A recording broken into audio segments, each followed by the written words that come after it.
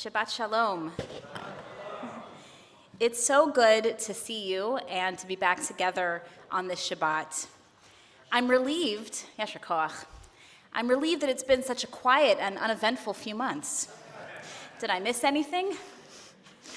Thank you to Rabbi Olitsky for serving this community and the Jewish people with courage and devotion, as he always does during this nightmarish time.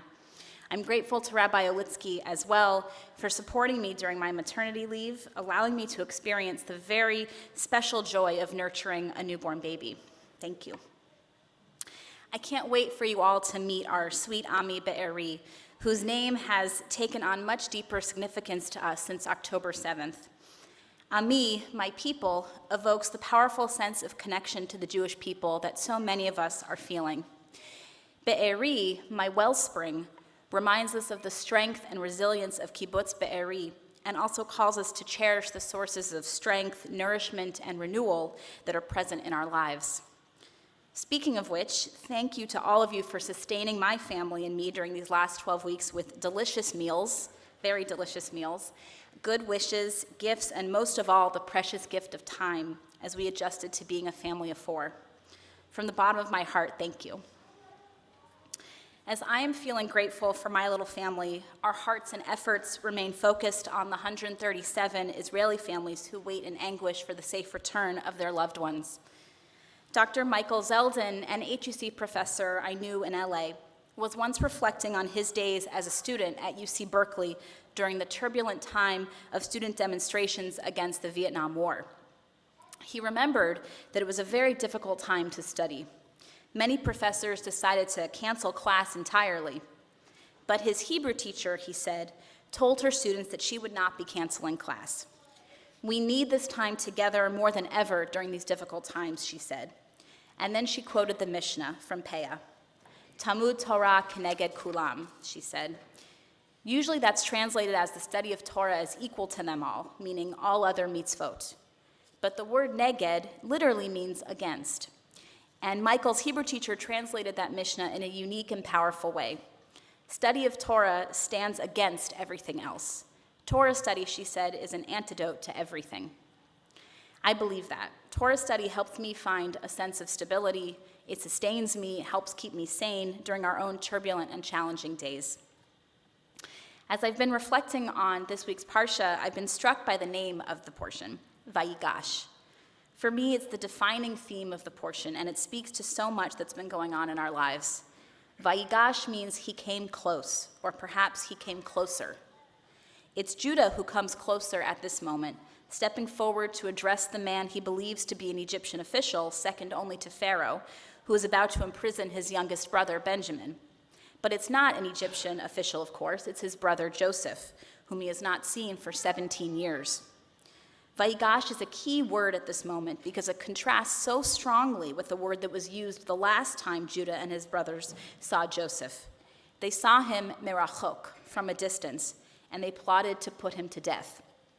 When we see someone from far away, it's easy to distance ourselves from them. We don't see them as human beings, but as symbols or abstractions. Joseph's brothers felt distance from him, and they hated him. It's only when Judah dares to draw close, Vayigash, that the gap between them is closed, and the wound begins to heal. After hearing Judah's moving plea that he be imprisoned instead of Benjamin, Joseph bursts into tears, and he says to his brothers, "Come closer to me. I am Joseph, your brother." The theme of coming closer wells up from this portion like a fountain of life-giving water. Judah begs the Egyptian ruler to release Benjamin. He says that he cannot go back to Jacob, his father, without bringing Benjamin. If Benjamin is not with him, he says, the old man will die. And Judah uses a striking phrase to describe the bond between the aged Jacob and his beloved young son. Nafsho kshura v'nafsho. The life of one is bound up with the life of the other.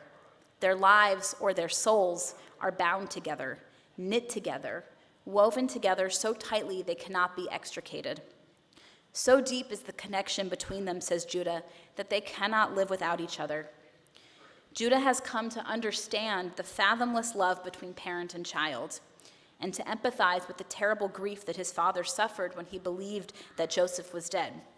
He has learned this, perhaps, from suffering the death of his own two sons, Er and Onan, and because he understands the grief of a parent, he cannot bear to bring any more pain to his father.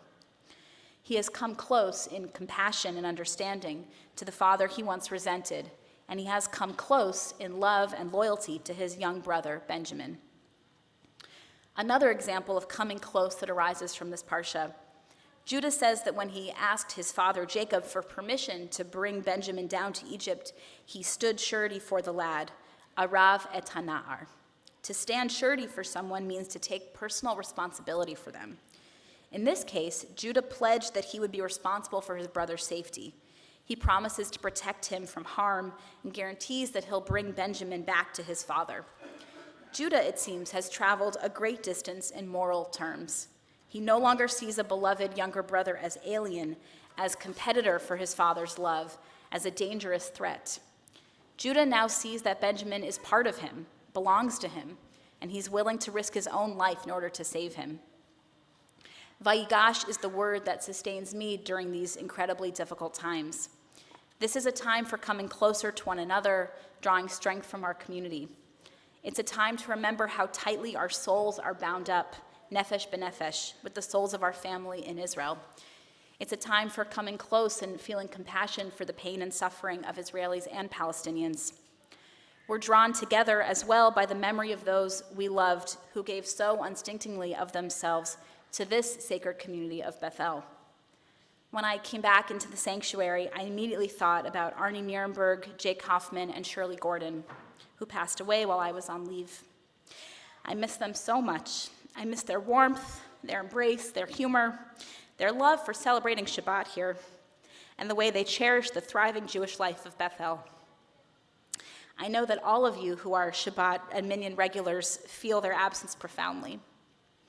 Claire and Sandy, Karen, Joy, and Jeff, I hope you can feel the love that surrounds you as you walk this path, and I hope that in time you will find comfort as we draw closer to you.